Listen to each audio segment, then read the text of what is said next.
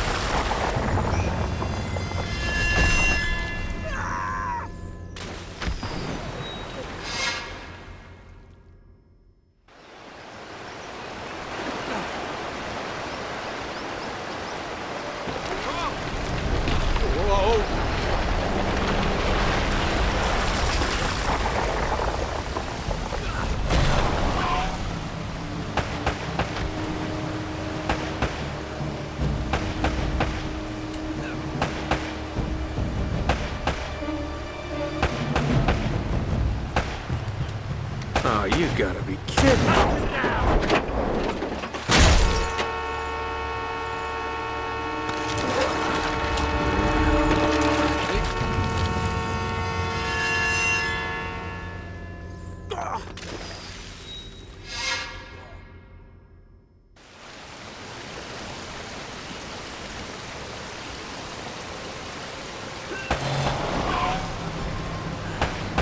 kidding me.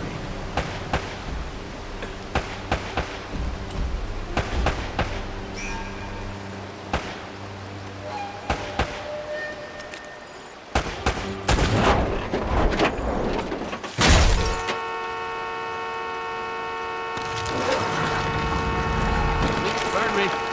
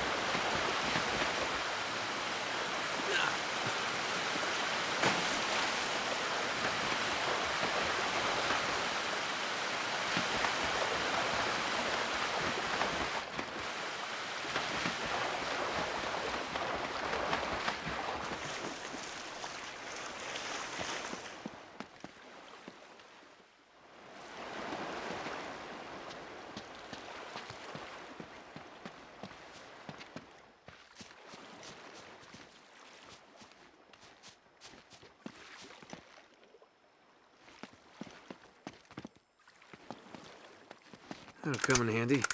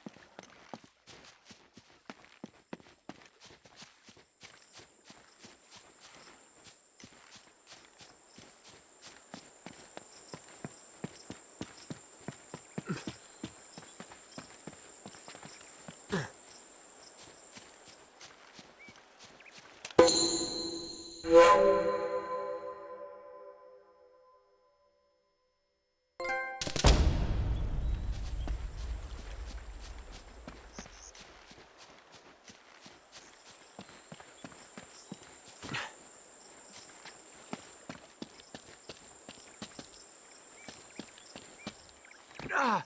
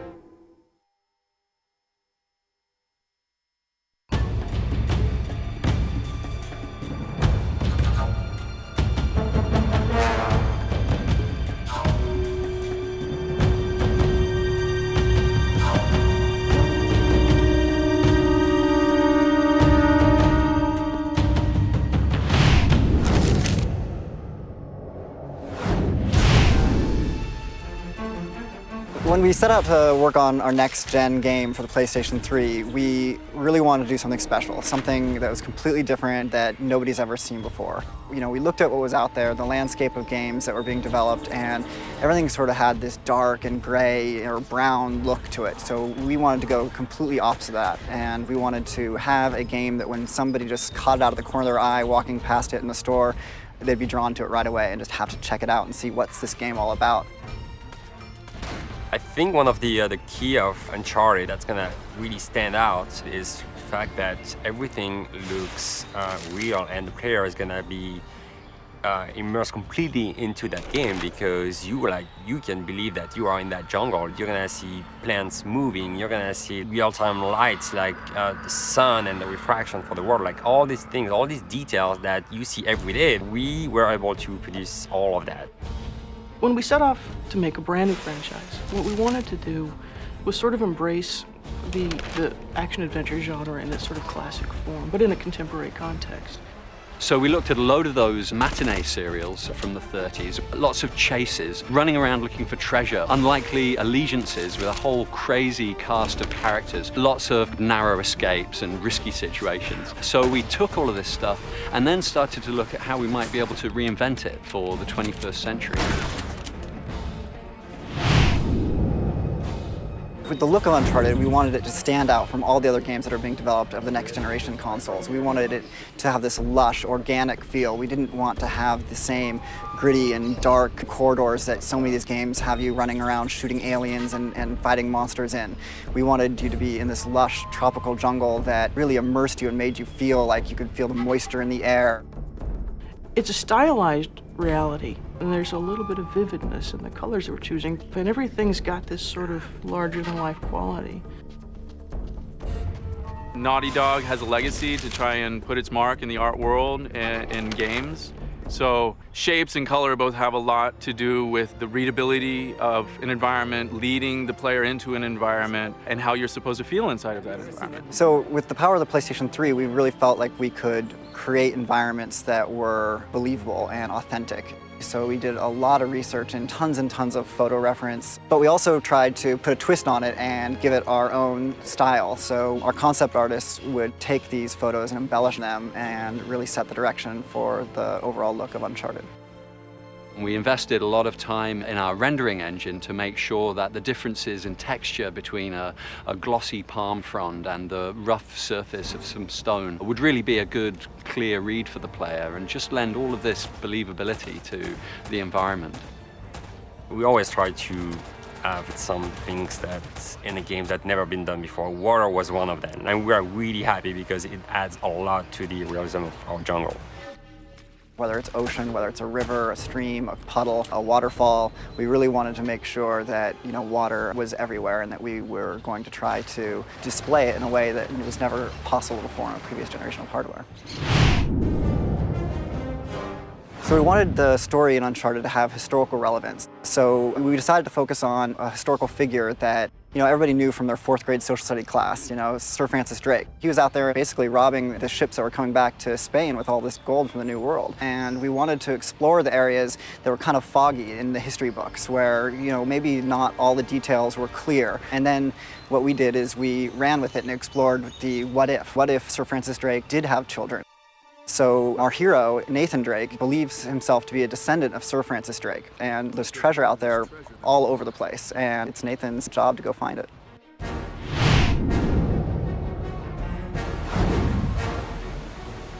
So the gameplay in Uncharted is unique.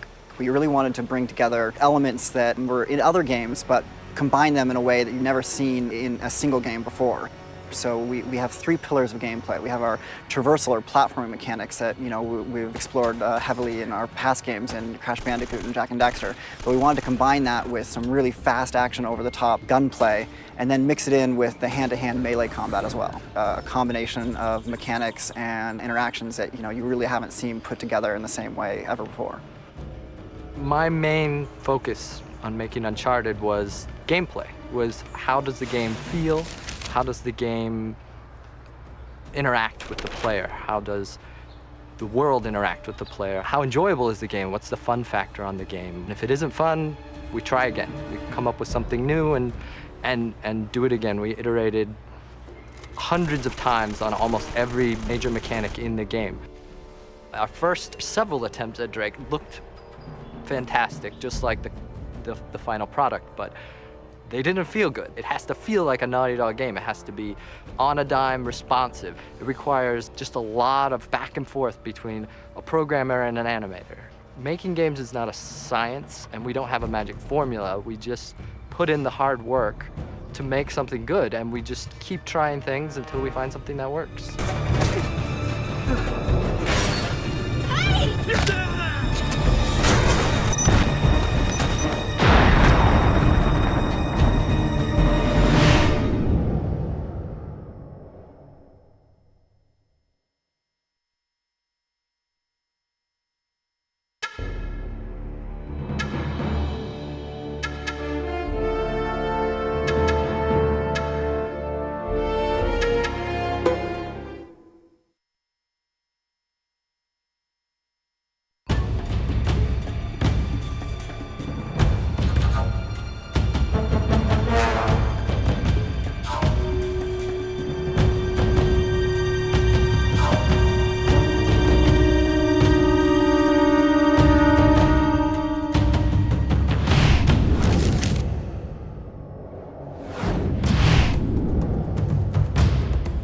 We drew a lot of our inspiration for our characters from the classic pulp action adventure stories that you've seen in books and movies and comics.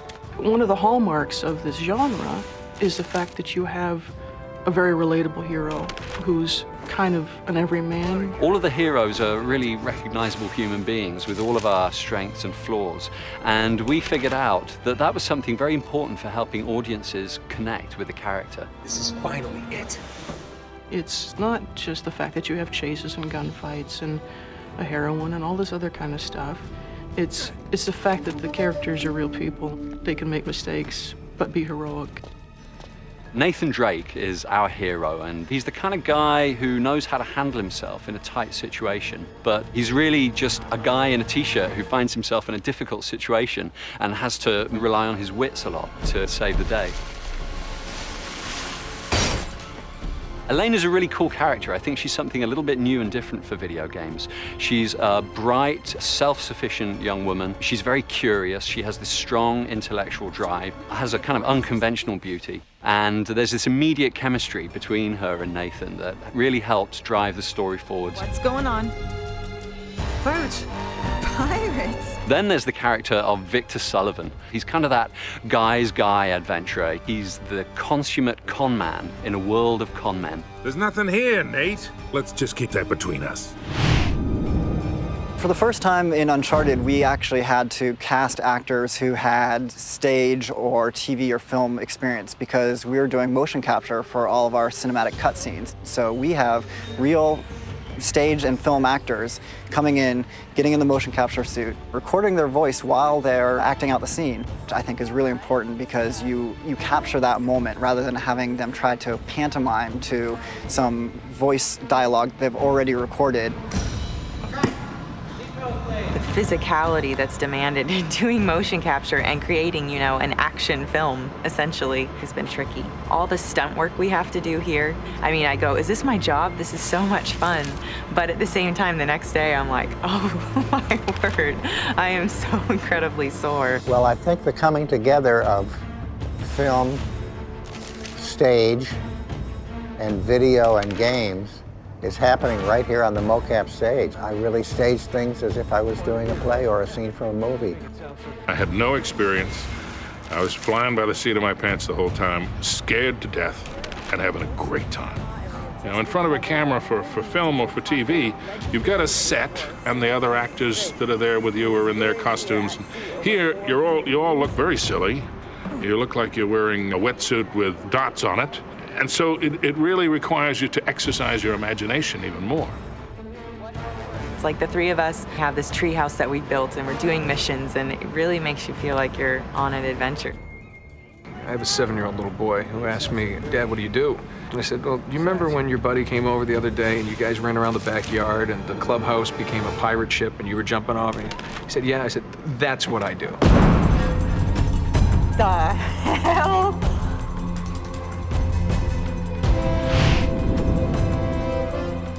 This is not a period historical adventure, it's a contemporary adventure.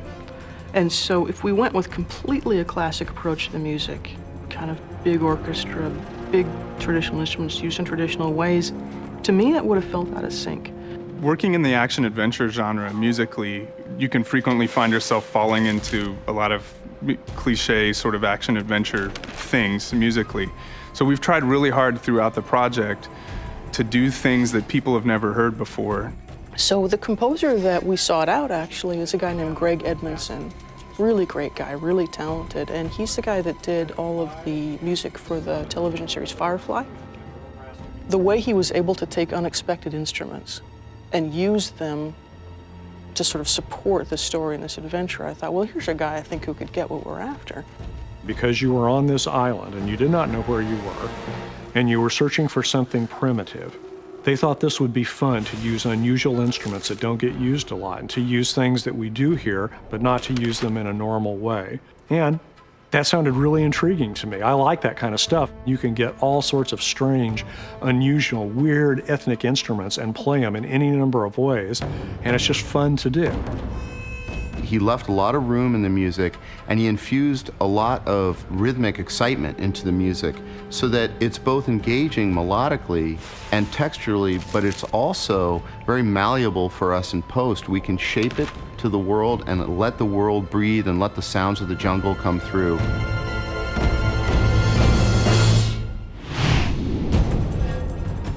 One of the things we try to do with each game we create at Naughty Dog is make it a technical showcase for the PlayStation hardware. So we've got a team of the best engineers in the industry working on this game, and I think we're really going to set the bar for PlayStation 3. We wanted this game to be fun with a ton of different interactions, a ton of different mechanics, but at the same time, we wanted a really good story. To have Drake be a real guy, a character, somebody that I can play, that I can interact with. That was the goal, and that's what we accomplished. We've created a contemporary action-adventure set in the real world. It's not a fantasy game. It's very much rooted in the reality that we all know. And yet, we really recapture all the romanticism in the original sense of telling a tale of heroic actions. So all of this stuff is really coming together to lend an incredible reality to our player character that I think audiences have really connected to. I think there's a huge value in going outside your comfort zone. You just don't go right to the obvious. Now, it makes everything much harder, but in the end, it's all worth it. Get something that people haven't seen before. I'll be damned. I'm most excited about how fun it is to play and how you just lose yourself in the environment and the world that we've created. You know, I mean, when you pick up that controller, it's really easy to have fun, to be powerful, and feel like you are the action hero.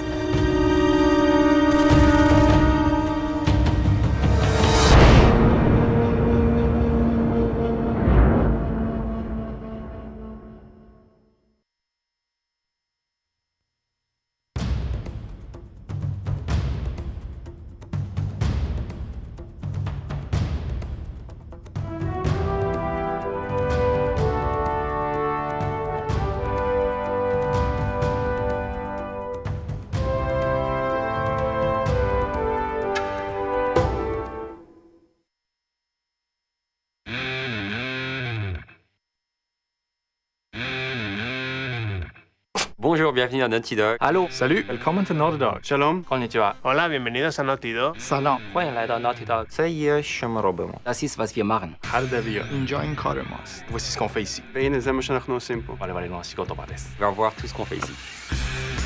Our philosophy at Naughty Dog is to make the best games possible, and then for our own personal satisfaction, make sure that we have fun while we're doing it. We are very ambitious in a good way, the way that we want to make the games that's gonna show off our passion and our talent. The basic philosophy is pretty much just to invest every bit of yourself into the products we make. We have a group of very talented people, and I think we probably have the best people in the industry. Lots of freedom, lots of responsibilities, a lot of tape, duct tape. It's a lot of fun. I mean, I get paid to make video games. Elmer's glue is pretty good.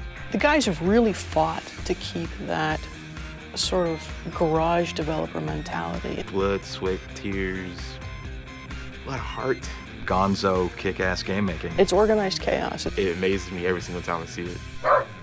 Since Naughty Dog's inception, we've always wanted to have that Naughty Dog signature. So everything we do, we bring that artistic flair to it. Attention to detail and to the story. A wish to make the absolute best experience for the player. We count on each other to push each other further than we thought we could go. Whatever an individual cannot solve alone, we can always come up with something together. The artists contribute to the game design. The game designers are, working on the art direction, the look. We argue a lot and we fight all the time, and because a lot of this stuff is subjective, but I think at the end of the day, all that argument is really putting all the ideas on the table, and the best idea rises to the top. What we're driven by is like making the best game possible. A piece of art that we want to be proud of. A game that we'd want to play. It's not ego or anything like that. It's just all about the game. That's the key of the success. Trying to get the damn game to work. I'm in deep shit. Can I see my family now? Naughty Dog actually started off back in the 80s when Jason Rubin and Andy Gavin called the company Jam Software for Jason and Andy Magic. Well, we got on the big stage back in 1996 with the release of Crash Bandicoot on the PlayStation 1. And then when we moved on to PlayStation 2, we developed the Jak and Daxter franchise. Now here we are on the PlayStation 3 launching our brand new franchise, Uncharted, Drake's Fortune. We've grown to, almost 90 people now, so the company's getting pretty large, but we're really trying to maintain that smaller company feel and just keep things fun and relaxed around the office. For me, Naughty Dog is my second family. Guys here, family, close. We do a lot of long hours, but we have fun. Casual Friday all the time. The humor is really open. It's a great work environment. We have yoga classes. It's very Californian. It's good for them to find the resource and the strengths to work here. We have foosball, right? Reigning champion. And then we have ping pong. They're just a bunch of kids. Dodgeball. One time we went on a river rafting trip. Very often we'll just play the game ourselves and try to beat each other. I'm not so much of a game player. The last demo we had, 5 minutes and 37 seconds. Programmers know that they really have to foster a good relationship with the artist. I think the best one was the paintball game. It takes a team effort. Shooting people with paintballs is just fun in general, especially when you're coworkers. Get a ticket. Call the call center. That's all I can do. There's two French people in the company. There's me and there's Pogo. She's a French bulldog. Pogo's a bitch. She's probably the most important French person in the company. She's the little princess. She's our dog here and the naughty dog. Little beast. It's always been a tradition to have a dog mascot. When Evan walks around with her, it's like Dr. Evil and his cat. She's my French bulldog. Coming in the morning, right? She's naughty. Sometimes you can smell it, if you see what I mean. Sitting down getting ready to work. She's always looking for food. Digging through trash cans. Pogo is awesome, especially when she's in my trash can and spill everything on the floor. Nowhere else in the game industry, like company's president is walking around cleaning after the dog. One of the greatest feelings you can ever have in the game industry is shipping a game. When it finally goes Gold Master and you know that all that effort is paid off. For a long time you think, is this really a game? Do we have a game? And then this moment comes along and you play it one day and all of a sudden you realize, hey, this is actually a video game and it's fun. For me is when I see that people can really create and work and they have everything they need to do what they really want to do for the game. I have young nephews that always look forward to playing my games, and it's always something special to see them playing around Christmas and see their face light up, and you get to actually have a hand in making something that creative and that wonderful to play.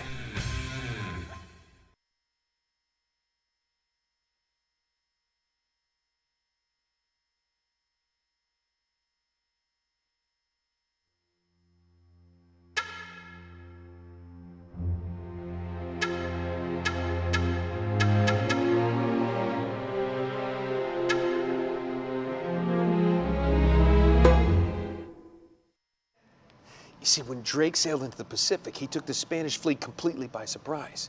He captured their ships, he took all their maps, their letters, their journals, and he recorded everything in this diary. But when he returned to England, Queen Elizabeth confiscated all his charts and logbooks, including this one, and then swore the entire crew to secrecy. Yeah. See, when Drake discovered something on that voyage, Sully, something so secret and so valuable, they couldn't risk it getting out. All right, Nate, just pretend for a minute that I don't really care about any of that stuff and cut to the chase, would you? A man only interested in the climax. You must be a real hit with the ladies. Never had any complaints. Fine, then I will get to the good part just for you. Oh. Huh? El goddamn Dorado. He was onto something big, all right. Is there anything else in here? Oh, so now you're interested, huh? Yeah. Well, unfortunately, no. Last page was torn out. I'm telling you, Sully. This is it. This is finally it. Yeah. Only we got one little problem. Yes, that's what I said. It blew up. It sunk. No, that's why we have insurance, right? No, Sully. Oh. No, you don't understand, Sully. Oh no, the camera. The camera's fine. Don't worry about the camera. It's She's shocked, babe. still as good as new. Sully, the girl can hold her own. You should have seen her. Fine.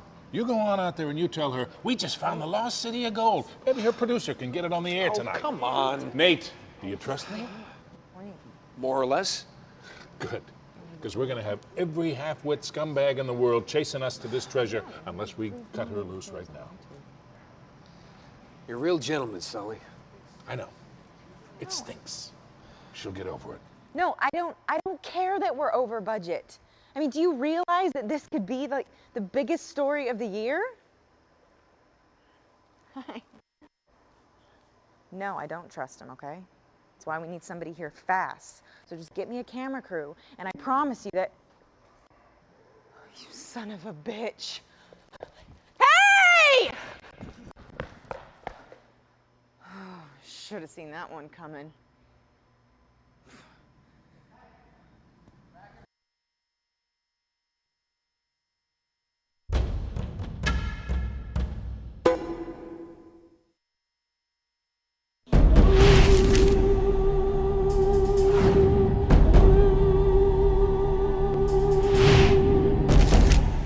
Art direction, it's really always been a big thing for us at Naughty Dog. With Uncharted, it wasn't any different. We really wanted to set the tone artistically and go with believable humans and take on this big challenge, but we wanted them to have a certain style to them. This is finally it. A lot of that involved really painting textures. All our textures are hand-painted. We don't use any photos for our textures. That was a big part of it. We also knew that Uncharted was going to be a very, very heavily story-driven game. And so we had these characters that needed to act. And I just might let you live. So the PS2 versus the PS3 was a really big jump for us. When we were working on the PS2, we were able to have 2 to 3 textures per character. For Uncharted, we're looking at anywhere between 20 to 30 textures per character, which is a huge jump for us. In terms of the models of the characters, we were able to go up to high detailed 30 million polygon characters, which is then converted into texture maps, but that was unheard of during the PS2 times. On the PS3, however, we have the power now to really take on human characters and make them believable. This is something that, was an incredibly overwhelming task, but we really took on head first. The PS3 was able to allow us to create subtleties that we wouldn't be able to do previously. Skin detail, pore detail, have anatomically correct body structures, elaborate facial expressions. These are all things that the power of the PS3 has really allowed us to actually create. For our modeling pipeline, we have a certain mesh that is a clean mesh that we take in to a program like ZBrush. We then sculpt the geometry and create these high detailed sculptures, the kind of sculpture with wrinkles and pore detail. And from that, we take that information, we create a new re-optimized mesh, which is what actually ends up in the game. The purpose for that really allows us to define strong silhouettes. When you look at the character in the game, it has a very strong silhouette to it. To achieve cinematic quality, we looked at a lot of films and the kind of things they were doing. One of the things in film that we weren't able to do on the PS2 that we're able to do on the PS3 now is they have complex shaders and complex rendering techniques. That allows us to create multiple layers of textures that we can pipe into a shader that gives us complex skin. We also looked at a lot of rendering techniques that take place in film, post-blur effects, specific lighting per character, soft shadows. All of these things is what really brings cinematic quality characters to life, and we try to emulate those things in game. In order to create these characters, we knew as well that we were going to need an extensive amount of facial poses. Initially, before on Jack games, we had somewhere between 60 and 80 poses. We figured for Uncharted, we were going to need anywhere between 200 to 300 poses per character. There's so many small things inside of a character that really brings them to life. If one of those things is not working or is wrong, it breaks everything. So we had to really make sure that every aspect of the character was at the highest possible fidelity to keep them alive. Initially, we focused a lot on the mouth, making sure that the mouth could hit the correct accents when someone was talking. But soon we brought people in, people were looking at it, and everybody focuses on the eyes. That's a natural human thing to look people in the eyes when you talk to them. So we realized we really had to put a lot of attention into the eyes. This involved creating movement of the eyelids when the eyeball moved around. We would change the shape of the eyelids. We also added in self-shadowing where the eyeball meets the eyelid. That area was often very bright and glowed. So we created a custom shader that allowed us to actually darken and self-shadow the area inside of the eye. Not only was the face an important aspect of the character of us, but even his body and the way he moved. We also spent a lot of time developing systems that allowed us to emulate muscle structure inside of the body. So when the character actually flexes his arm, there's a bicep bulge. When he moves around, his chest actually has volume and form to it. So we created underlying joint structures that actually emulated muscles, and now when Drake moves around, he has a solid mass, a solid form, and he really feels like a believable character that's there and that's tangible.